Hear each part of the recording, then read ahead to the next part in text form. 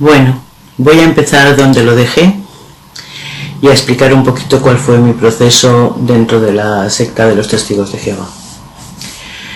A ver, yo entré como expliqué el otro día, me bauticé en el año 1985 y estuve dentro pues 16 años. Pero bueno, el proceso normal de los testigos, con todas las cosas que pasan dentro de las congregaciones, con todo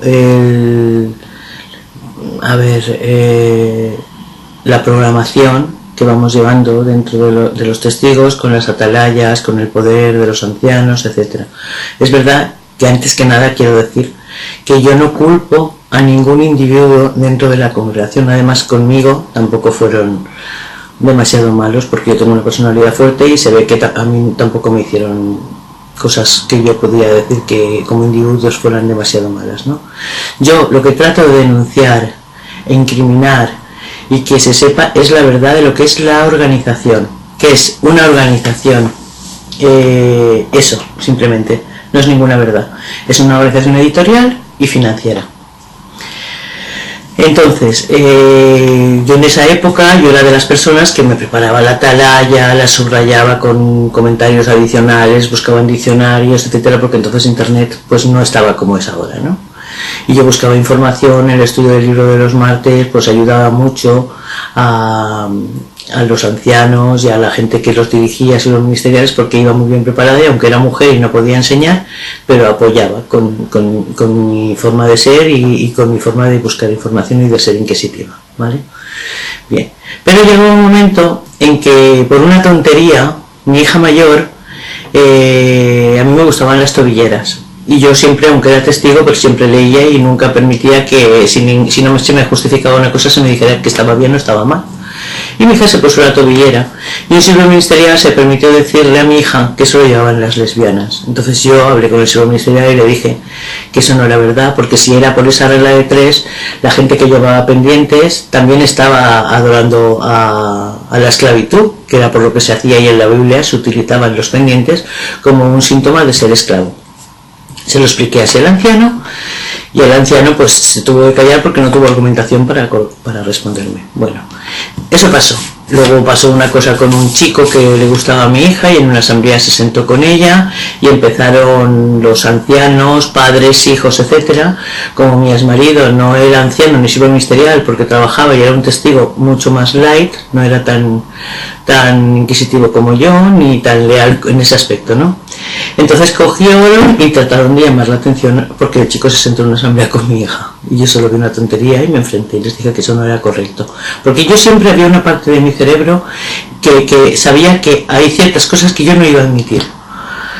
Bueno, ese fue el motivo. Luego resulta que como yo me sentía sola, porque siendo mujer ahí no puedes hacer nada más que predicar, limpiar y hacer la comida cuando vienen los superintendentes o cuando hay una escuela de precursores, etcétera, que es lo que sí que hacía y con todo colaboraba, pues resulta que me empecé a encontrar sola porque los temas de conversación siempre eran o critiqueos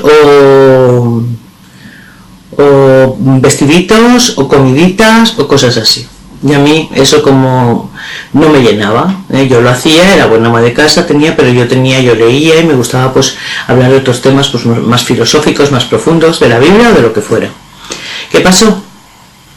Que me compré, por esa época mi hermano que falleció me dijo que estudiara informática porque dentro de poco todo se sabría por medio de internet. Y yo me apunté hice 700 horas de secretariado, ¿no? Que lo pagaba el INEM, y el profesor de informática era testigo de Jehová. Y me apunté ahí, empecé a estudiar con ellos, saqué el título que te daban, tal, que luego me sirvió cuando me separé, la verdad, gracias a eso. Y resulta que puse Testigos de Jehová en internet, ¿no? En el buscador que había en esa época, que ni siquiera me acuerdo cómo se llamaba. Y puse Testigos de Jehová y empecé a conocer gente, testigos de otros sitios, que nos comunicábamos mediante email. Yo seguía con mis amigas de la congregación, a las cuales siempre he querido y las seguiré queriendo, aunque ellas se me hayan hecho vacío durante 20 años. Y total, las disculpo porque están tan engañadas como lo estaba yo. Son víctimas de víctimas como lo fui yo. Y no hay más. Ahí quien tiene la culpa es la élite, los que están arriba, los que gobiernan, los que hacen las atalayas, los que dicen las directrices de cómo se debe comportar y mover una persona en todo aspecto de su vida, tanto para vestir, para comer, para vivir, hasta para tener relaciones sexuales. Todo tenías que seguir sus directrices, porque todo no lo admitían y tenía que hacerse a su manera. Como el tema de la sangre, y bueno, son muchas cosas, no celebrar cumpleaños, no celebrar Navidad, muchas cosas. Y nada, entonces, al poner Testigos de Jehová, me salieron páginas de los mal llamados apóstatas. Y yo siempre he sido curiosa. Y escribí, en una de esas páginas, había un email de un asesor de Granada que se llama José Pérez, y estaba el libro Crisis de Conciencia de Raymond Francia. Si no escribí 40, 50 emails, no me acuerdo, y los eliminaba por la programación mental y la comida de coco que tenía, no escribí ninguno. Pero llegó un momento en que me planteé, vamos a ver, Eva, si esto es la verdad, se mantendrá por sí misma, y si no lo es, ¿para qué quieres estar en una mentira? Pero claro, yo había metido a mi madre, a mis hijas, a mi exmarido y a mi hermana, y yo me sentía muy culpable, muy culpable, porque pensaba, si esto es mentira, les he metido en una mentira, cuando yo me lo tragué todo y hubiera dejado morir a mis hijas con el tema de la sangre, por toda la programación mental que estaba ahí dormida y por todo lo que me saturaba con las publicaciones que ellos tenían, ¿no? Y mi vida giraba en predicar, reuniones, ama de casa, etcétera, etcétera. No tenía tiempo ni espacio para pensar por mí misma. Entonces cogí y al final mandé el email. Me mandaron el libro Crisis de Conciencia, y recuerdo cuando fui a recogerlo a correos, que bajaba con el bolso, iba enrollado en un papel marrón, yo lo llevaba en el bolso, y me encontré a una testigo de Jehová que venía. Y yo pensé, madre mía, que era imposible, pero es como si hubiera sido Matajari y hubiera matado a alguien, hubiera hecho cualquier cosa mala. Fíjate hasta qué punto llegaba la programación. Y ya no se dio ni cuenta, yo bajé toda temblorosa, mal, porque llevaba el libro encima, como si fuera algo peligroso, no sé, era como algo raro, una sensación muy extraña. Y entonces, cuando llegué a casa le cambié las tapas y me lo leí en un día o día y medio, no me acuerdo. Y empecé a bajarme cosas de internet de todos los mal llamados apóstatas. Y por la noche lo imprimía, y por el día, mientras iba afuera de casa al colegio y a trabajar, yo investigaba con las publicaciones de la organización. En esa época salió un CD, porque acabo de empezar a estar en internet, salió un CD donde estaban todas las atalayas desde los años 70, donde había toda la información. Y yo, como seguía teniendo esa cosita de que eso era la verdad, pues empecé punto por puntito a investigar con sus propias publicaciones lo que estaba averiguando por internet. ¿Y cuál fue mi dolor y mi angustia? Que era una secta, que era falsa, que tenía doble moral, que es una organización editorial financiera, que no está apoyada por Dios. Y entonces empecé a averiguar pues el tema de Malawi, México, que tenían doble moral. Empecé a averiguar que los trasplantes en una época se aceptaban y en otras no, y había muerto mucha gente dentro de esa intercesión de tiempo. Empecé a averiguar muchas cosas. Y estaba viviendo como si fuera una cosa, un desasosiego, una cosa muy fea, muy mal, ¿no? Y entonces pues pasaron los meses, cuando ya me leí el libro, cuando ya vi que todo era, tuve que tomar decisiones. Yo sabía a lo que me arriesgaba por todo lo que había dentro, mi familia, ¿no? Pero sabía que era o mi identidad, mi integridad y mi dignidad, o vivir una vida en la cual con mi personalidad no podría, me hubiera muerto. Sabiendo que eso era falso, tener que haber seguido enseñando a mis hijas en una cosa que no era verdad.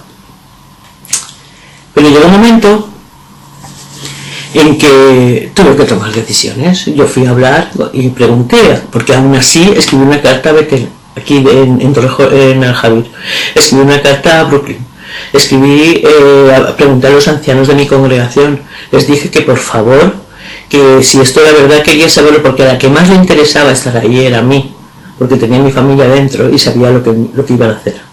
Porque yo era una persona concienciada que lo había averiguado y había investigado todo, y era de las que estudiaba de pe a pa, no iba al salón a pasearme. Entonces el anciano se quedó parado, no supo responderme. Vino el siervo de circuito, con otro anciano al que yo quería muchísimo y él me quería mucho a mí, que era el que dirigía la atalaya los domingos, y yo comentaba muchísimo, y él quería: Eva, por favor, que te queremos mucho, no queremos perderte. Y yo le decía: si yo solo quiero respuestas, si esto no es verdad, a la que más le interesa estar aquí es a mí, pero si es mentira, yo no voy a estar en una mentira, porque he estado predicando 16 años que esto era la verdad. Lo he enseñado a parte de mi familia y he ido a predicar a otras personas, tenía estudios, etc. Y entonces el servo de circuito, cuando estábamos, él le dijo: ¿no ves que si no le contestamos no va a hacer nada?